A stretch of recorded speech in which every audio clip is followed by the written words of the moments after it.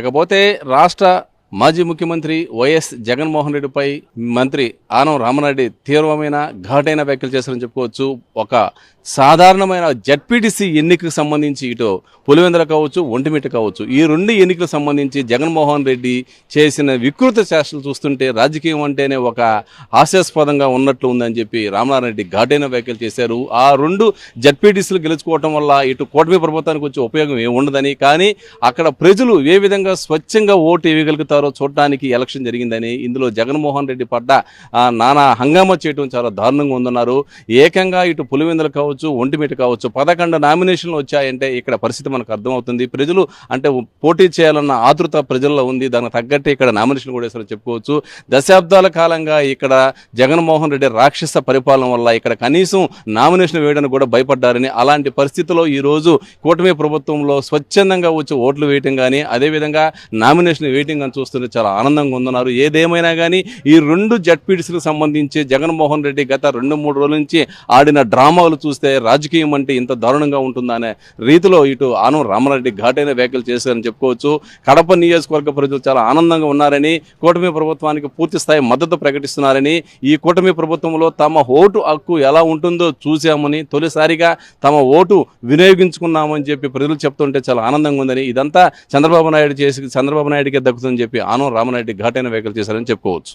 ఆంధ్రప్రదేశ్ రాజకీయ చరిత్రలో మొన్న జరిగినటువంటి స్థానిక సంస్థల ఉప ఎన్నిక ఈరోజు విడుదలైనటువంటి ఫలితాలు చూస్తే అహంకారం, అసందర్భ ప్రేలాపనలు, దుర్మార్గపు ఆలోచనలు, భారత రాజ్యాంగం ఏర్పడి రాజ్యాంగం యొక్క ఫలితాలు ఆంధ్రప్రదేశ్ రాష్ట్రంలో ప్రతి ఒక్క వ్యక్తికి దాని ఫలాలను అందుకునే సమయంలో ఇంకా కూడా ఇవాళ ప్రతిపక్ష నాయకుడైనటువంటి జగన్మోహన్ రెడ్డి నిరాశ, నిస్పృహలు, రాజకీయాల్లో తనకు అనుకూలంగా ఫలితాలు లేవని ఎన్నికల కమిషన్ దగ్గర నుంచి రాష్ట్ర ప్రభుత్వ అధికారుల దగ్గర వరకు చిన్న స్థాయి పోలింగ్ అధికారులను కూడా దూషించినటువంటి విధానం, అలాగే అధికార పార్టీ నాయకులను ప్రత్యక్షంగా రాష్ట్ర ముఖ్యమంత్రి మీద వాడిన పదజాలం పూర్తిగా అభ్యంతరకరం. ప్రతి ఒక్కరూ సభ్య సమాజంలో ఖండించాల్సినటువంటి సమయం ఇది. రాజకీయాలతో వయసుని, రాజకీయాలతో పదవులను, రాజకీయాలతో గెలుపు ఓటములను ముడివేసేటువంటి పద్ధతి మన రాజ్యాంగంలో ఎక్కడా లేదు, అసలు మన సంస్కృతిలోనే లేదు. వయసుతోనే రాజ్యాంగం, ఎన్నికల ప్రక్రియ అని అంటే, పరిపాలనా దక్షత అంటే ఈ దేశంలో అనేక మంది మహామహులు వాళ్ళ వయసు చూసి రిటైర్ అయ్యి ఉండాలి రాజకీయాల్లో. ఎందుకు అవుతారు?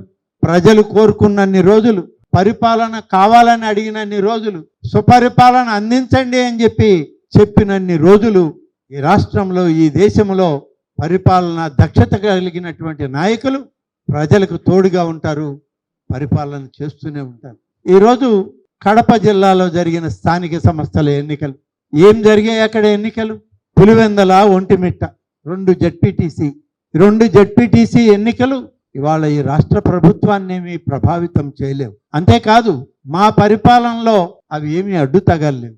కానీ ఎన్నికల కమిషన్ ఒక ఎన్నిక ప్రక్రియ ప్రారంభించినప్పుడు రాజకీయ పార్టీలు అనేటువంటివి అందులో పాల్గొనాలి, ప్రజాభిప్రాయం తెలుసుకోవాలి, ప్రజా ఆమోదం పొందాలి, ప్రజల వల్ల ఈ యొక్క ఆలోచనతో ప్రజాస్వామ్యం గెలవాలి. అదే నిన్న జరిగింది పులివెందల్లో కానీ, ఒంటిమిట్టలో కానీ. చాలామంది అన్నారు అసలు ఓటు అనేది ఎలా ఉంటుందో మేము మొదటిసారి చూసాము.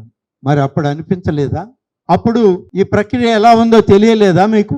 అనేక సందర్భాల్లో దశాబ్దాలుగా ఓటర్లని మీరు పోలింగ్ స్టేషన్లకు కూడా రానియకుండా ఎన్నికలు జరుపుకున్నటువంటి సందర్భాలు. మరి నిన్న ఒక్కొక్క జడ్పీటీసీ ఎన్నికలో 11 మంది అభ్యర్థులు పోటీ చేశారు.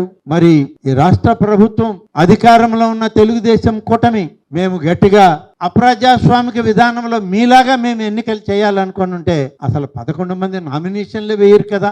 ఏంటి మీ ఆలోచన విధానం? ఎన్నికలు జరిగాయి, పోలింగ్ జరిగింది, ఈరోజు ఒక ఆడబిడ్డ గెలిచింది, మరొక ఆడబిడ్డ ఓడిపోయింది. దీనిలో ఏంటి పెద్ద ప్రస్థానం ఇది? మీరు నిలబెట్టిన ఆడబిడ్డ అయినా, మేము నిలబెట్టిన ఆడబిడ్డ అయినా ఆడబిడ్డే. ఒక మహిళ గెలిస్తే, గెలుపుకు అవకాశాలు ఏర్పడితే అంత ఫ్రస్ట్రేషనా మీకు? ఎందుకు అంత ఫ్రస్ట్రేషన్, ఇంత అసహనం, ఇంత నిరాశ, నిస్పృహ వాదన చేసేటువంటి ప్రతిపక్ష నాయకుడు అసలు రాజకీయాల్లో తగడా అని అడుగుతున్నా. గెలుపు ఓటములు ప్రజాస్వామ్యంలో సర్వసాధారణం. ఎవరు గెలవలేదు, ఎవరు ఓడలేదు.